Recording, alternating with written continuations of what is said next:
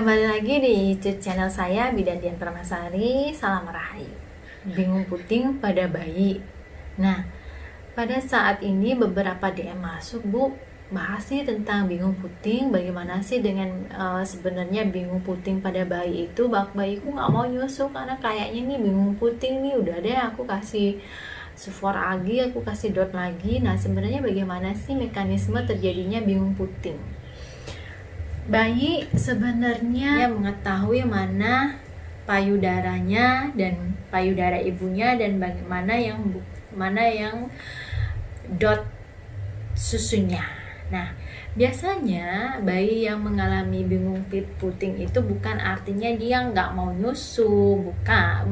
Tidak selalu bayi yang tidak mau menyusu, bayi yang tidak mau menghisap payudara ibunya. Tidak hanya sekedar itu, tapi banyak kelanjutan, banyak efek-efek atau banyak side efeknya yang diakibatkan karena penggunaan alat bantu lainnya selain payudara, yaitu biasanya dengan yang kerap kita dapatkan di masyarakat adalah penggunaan DOT. Kenapa sih bayi yang sudah dikenalkan DOT akan lebih memilih DOT-nya daripada payudara ibunya?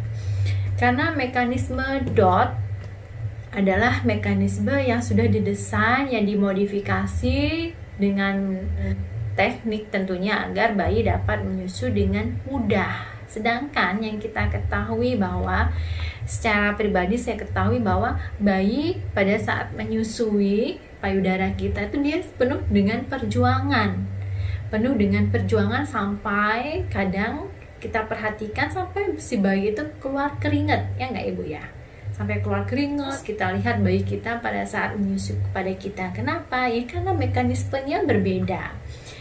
Bayi yang menyusu pada DOT atau orang yang ketiga, nah ya, orang pertama dan payudara orang kedua, pihak pertama, pihak ketiga, dan si DOT adalah pihak ketiga.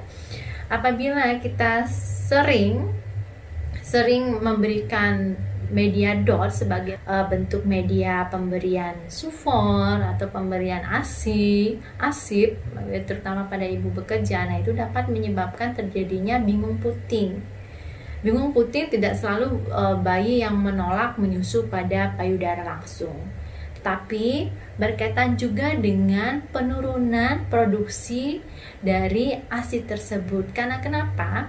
Pada saat bayi menyusu atau menghisap DOT yang sudah didesain sedemikian hingga area yang bekerja pada bayi hanyalah bagian mulut bayi. Jadi pada saat menghisap DOT dia langsung kena putingnya, ya kan? DOT didesain sedemikian hingga seperti puting kan, jadi dia hanya kena putingnya, dan itu pun bayi diberikan DOT dengan bantuan gravitasi. Jadi dia tidak memerlukan upaya, dia tidak memerlukan suatu kekuatan, kerja keras, effort dari dirinya untuk konsumsi cairan yang didapat dari botol DOT tersebut, sehingga bayi dengan mudahnya dapat memperoleh cairan atau dapat memperoleh sufor dari media DOT.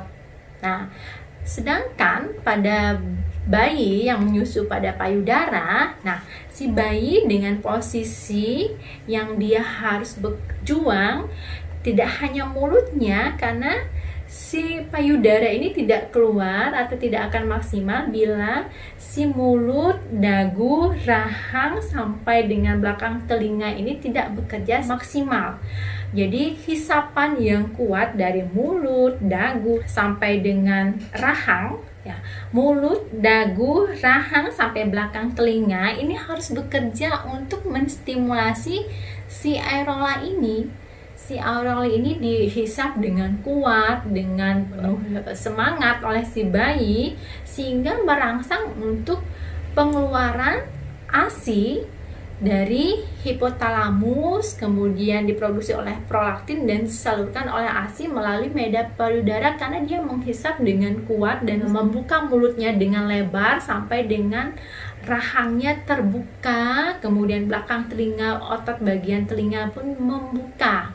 Nah, ini mekanismenya juga berbeda. Pada saat bayi yang sudah terbiasa dengan DOT, dia akan selalu menghisap, ya, menghisap. Tetapi kalau pada payudara, mekanismenya akan berbeda. Dia akan melakukan menghisap, kemudian menelan, hisap, pelan, hisap, telan, kemudian ada pause-nya, ada terhentinya sesuai dengan kapasitas lambung bayi, sesuai dengan kemampuan rahangnya, sesuai dengan energi yang dimiliki oleh bayi. Nah, sehingga apabila bayi yang sudah terbiasa bekerja ekstra, berjuang ekstra dengan mengeluarkan ASI dengan menggunakan kekuatan rahangnya, apabila dikenalkan dengan DOT dengan teknik yang sangat mudah tersebut tadi, ya, dengan teknik yang tinggal ngenyot pada puting payudara tanpa harus dia menggerakkan rahang sampai dengan otot belakang telinga tersebut, dia akan menjadi keasikan, dia akan menjadi keenakan dengan teknik yang sangat mudah yang dibantu dengan tekanan gravitasi, sehingga dia tidak memerlukan upaya yang ekstra untuk memenuhi kebutuhan cairan atau kebutuhan ASI-nya. Cup,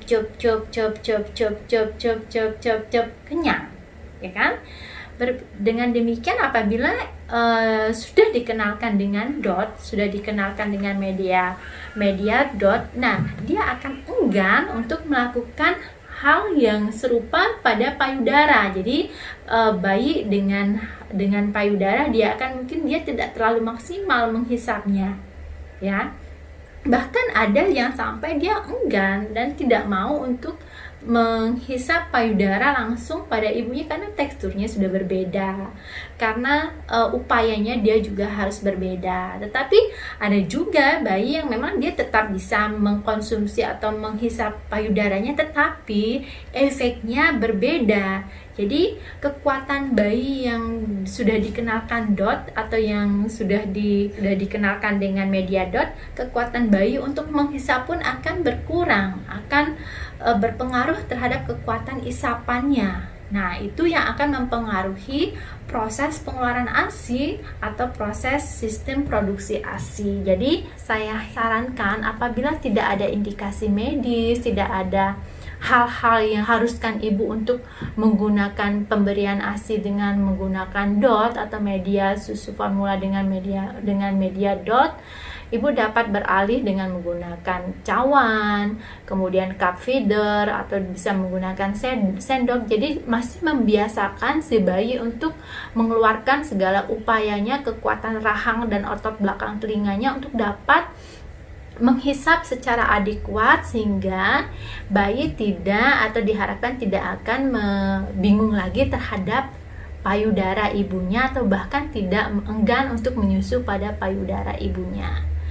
Nah, bayi dan payudara adalah pihak pertama yang kedua yang seharusnya dapat lebih intens, yang harusnya dapat lebih bekerja sama dengan baik, asalkan tidak ada pihak ketiga si media DOT ini, dan apabila tidak dikenalkan dengan dengan pihak ketiga atau media DOT, karena dapat merusak sistem atau dapat mengacaukan sistem pelekatan atau dapat mengganggu sistem proses menyusui pada bayi dan payudara ibu secara langsung. Demikian penjelasan saya mengenai bingung puting, semoga bermanfaat dan salam rahayu.